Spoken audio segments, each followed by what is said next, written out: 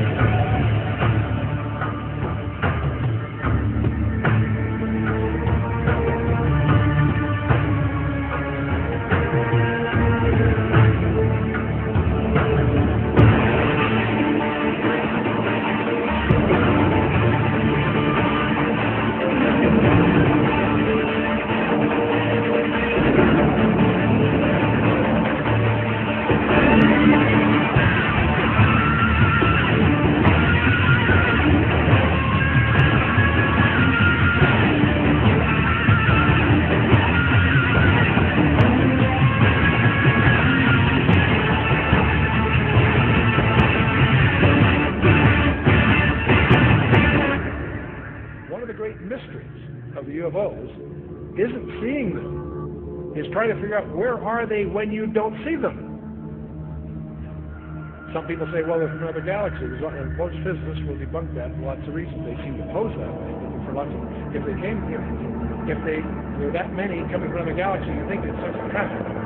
Come to that some more reasonable explanations, and you're going to discuss the two top researchers in the last century, really, is Jacques Vallée, France, and J. Allen Hynek, the American. Now, J. Allen Hynek was head of astronomy at Cornell, and he set out to debunk this nonsense about UFOs, and he became one of the most ardent, competent, balanced researchers in the trade. J. Allen Hynek, he died a few years ago. Both of these respected researchers came to the conclusion that they're not intergalactic. Lots of physics, there are a lot of physics rebuttals to that conjecture. They both argued that these things are demonic. Their term.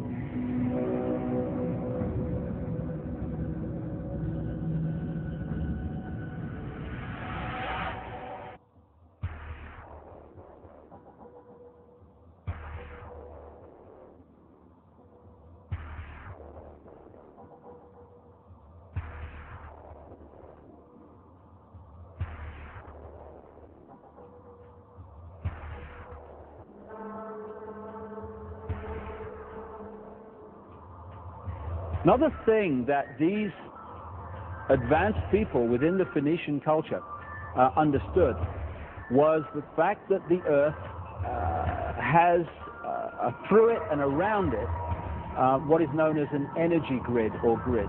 These are force lines of energy. Some people call them ley lines, some people call them dragon lines in China, meridians, whatever. Where these lines of force cross, you create a vortex. Where many of these lines cross, you create a colossal vortex. Where these ley lines cross in their most powerful way, where most of them cross, just happens to correspond with where the ancients had their most sacred ceremonies and their most sacred places.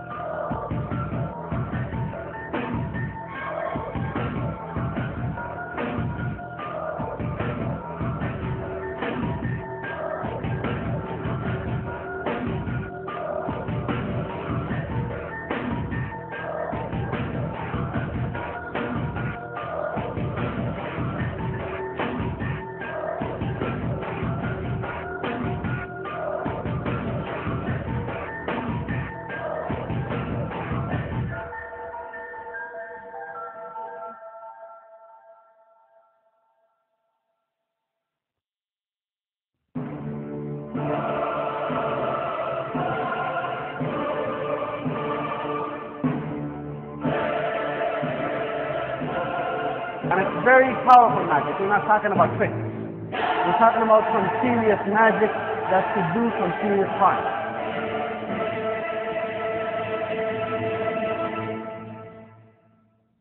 The Kabbalah is a collection of Jewish magical texts which were given to mankind via psychic communion with a fallen angel called Raziel. Raziel is one of the pantheon of so-called fallen angels who serve the light bringer, Lucifer. The Kabbalah describes the many angels and demons inhabit the spiritual realm. The Kabbalah is written in code. Codes are used to conceal multi-layered, complex information which would later be studied by medieval alchemists. The Kabbalah gives Kabbalists a roadmap called the Tree of Life, which explains how to invoke and communicate with these powerful spirits. The magical information in the Kabbalah originates from Babylon and ancient Egypt at the time of the pharaohs. The devils were teaching the people magic. Shayateen, the devils, were teaching the people magic before the time of Suleiman and during the kingdom of Suleiman. Suleiman came to know that the devils are teaching people magic. So he gathered all of their manuals and books. He took them away from the devils, from the people, that the people used to record what they would learn from the devils. And he took away all of these books and manuals and he buried them. In reappeared on the road of the evidence when knights from the First Crusade discovered secret vaults beneath the Temple of Solomon. In 1717, the Templars made their reappearance in Europe. They had grown in both number and strength, and were now ready to coin a new identity, free from their reputation of the past, and given credibility by none other than the monarchy and aristocracy of England. And the name they chose for themselves was a name that would be known by many, but understood by a few. This new name, the Freemasons.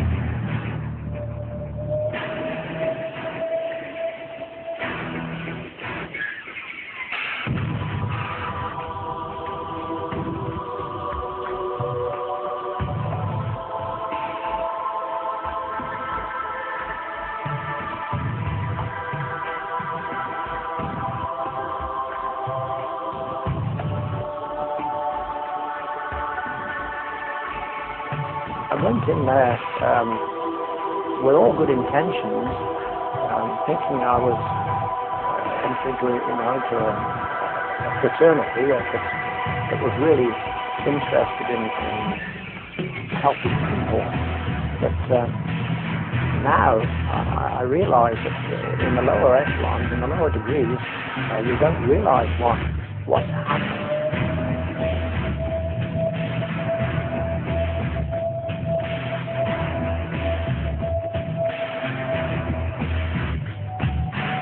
Freemasonry is based almost totally on the Kabbalah. Everybody wondered, why do they have a fraternal organization called the Freemasons? Aren't those the guys that build walls? You bet they do.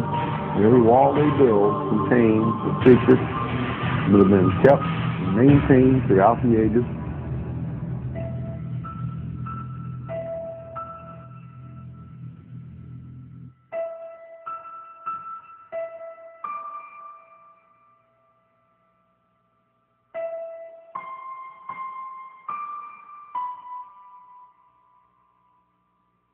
Now, the one eye is the sun god Re, which is where we get the word ray, sun rays. It is the sun god, same Mithraic character, and he shows up again and again. This is the Masonic god.